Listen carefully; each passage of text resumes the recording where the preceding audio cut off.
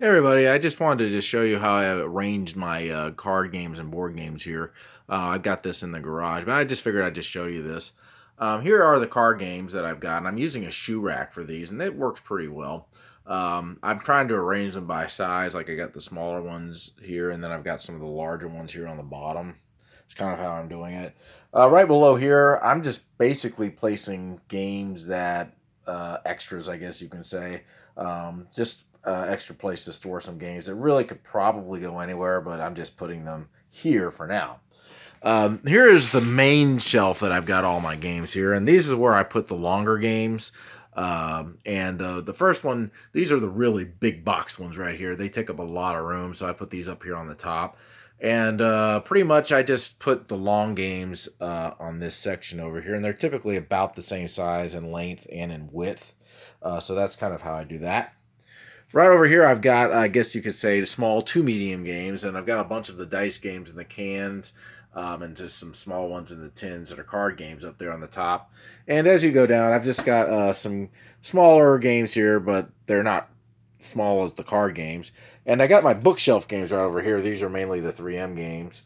And then I've just got some more down here. And on the bottom, I've got some games that are kind of long in length and short in width. A lot of these are kind of Jenga games and things of that nature.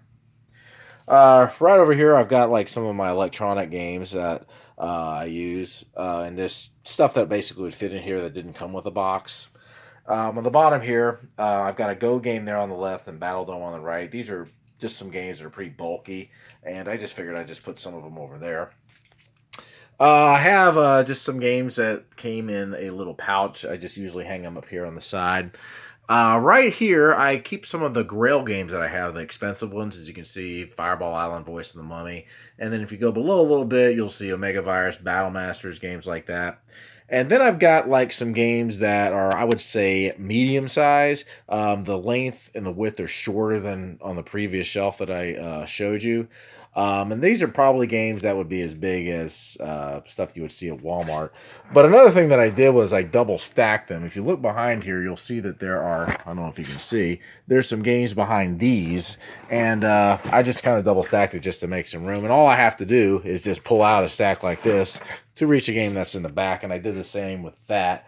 Bottom shelf, I've just got some room that I'm going to be storing some more games eventually. Okay, right over here, these are some games that are kind of, I guess, long and bulky. But again, it's one of those games that's just got different sizes. So I've just kind of put them here sideways. As you can see, some of these games are pretty wide, like those two.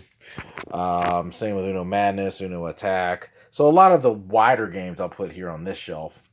And right over here, I've got mostly three-player games, and I just basically store them here on this shelf right over here.